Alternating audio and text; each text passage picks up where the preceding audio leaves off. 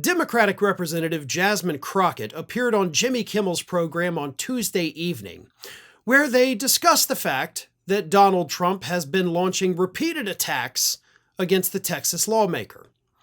And in the last month, on two separate occasions, Donald Trump has attacked Crockett as he loves to call black people, being low IQ. And yes, I always point out the fact that that typically is an insult that Donald Trump reserves for non-white people. And it, of course, is an indication that Donald Trump does clearly believe that non-white people are somehow subhuman, right? You're not as smart as us. You can't do what we can do. We're genetically superior. That's racism, folks. He may not have to come out and say the N-word, but when he says low IQ, you better believe it's pretty much the same thing in his vocabulary. But here is what Trump said at the National Republican Congressional Dinner just a few weeks ago. How about this new one they have, this new star, Crockett? How about her? Is that real? Are they serious about that? That's their new star? If that's their new star, they're in serious trouble. I mean, this is Crockett. Oh man. We've done a job, but they've totally lost their confidence, and it's a hard thing when you lose your confidence, but they've taken a lot of beatings, and now they're going to rely on Crockett to bring them back.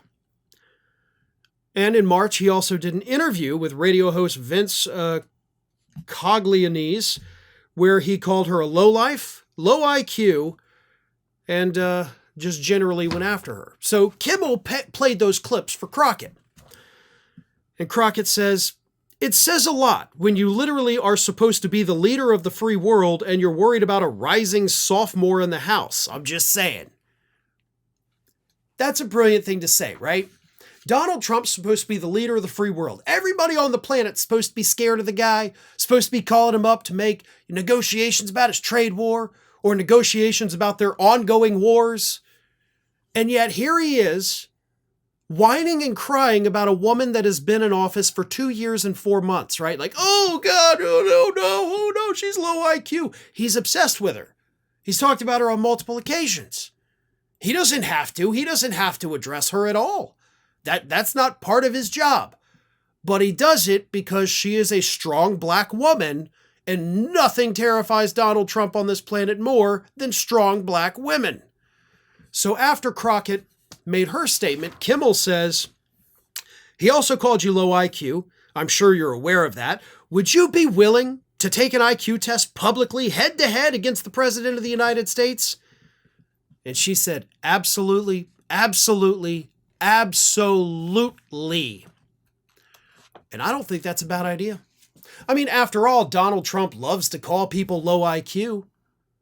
He loves to say that these people aren't very smart. I am so much smarter. I'm the best. I aced my cognitive exam. They said nobody's ever done that, but I did it. And they said nobody could do it, but I could do it, and I could do it again. Take an IQ test. Do it.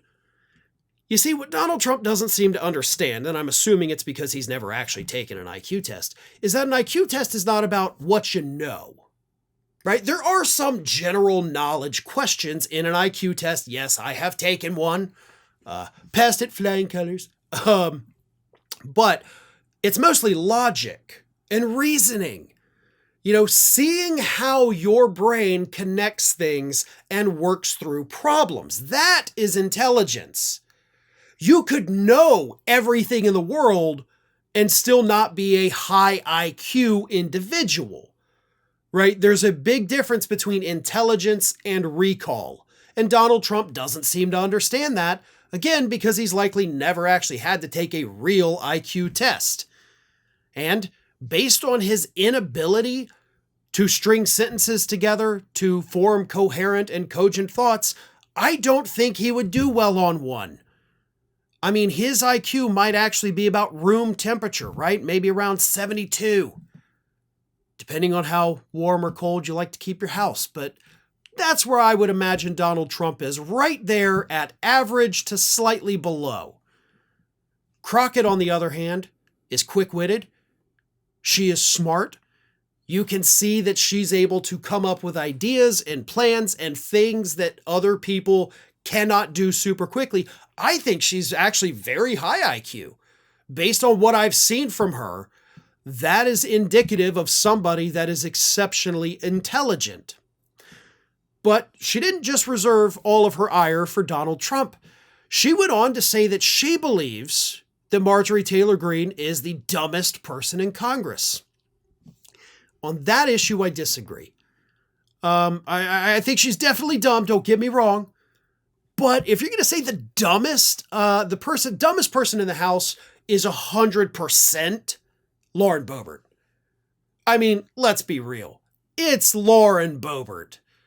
And if you're talking about both the House and Senate combined, then the honor does not go to Boebert, it goes to Tommy Tuberville. There is nobody in Washington, D.C., elected or not, dumber than Tommy Tuberville.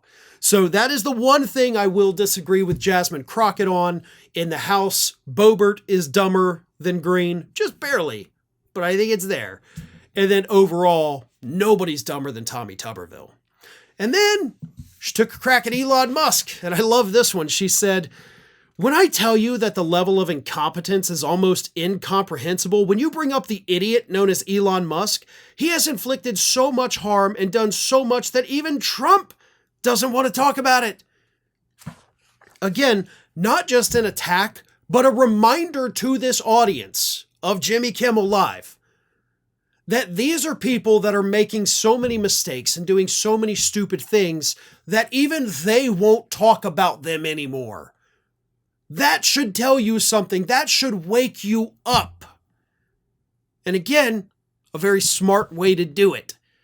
But I love the idea of head-to-head IQ tests. I have no doubt that Crockett would knock it out of the park.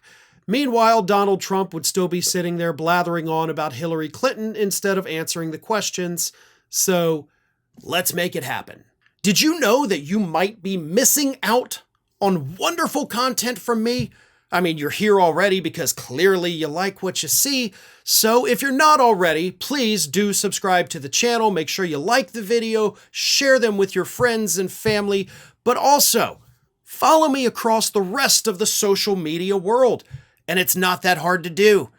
Whether it's X or Twitter, whatever you want to call it, Facebook, Instagram, TikTok, Threads, on every one of those platforms, you can find me at the username @FarronBalanced. Simple enough, right? So get on it. And if you don't feel like going to each one of those outlets individually, lucky for you, we have links in the description of this video to take you right to my pages across all of social media. So don't miss a minute.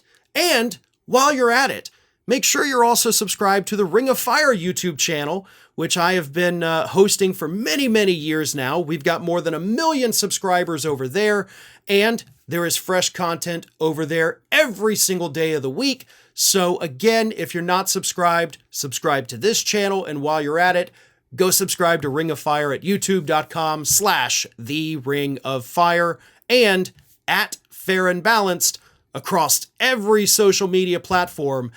That, of course, is not considered just a far-right hellscape. Well, maybe Twitter is, but that's a story for a different day.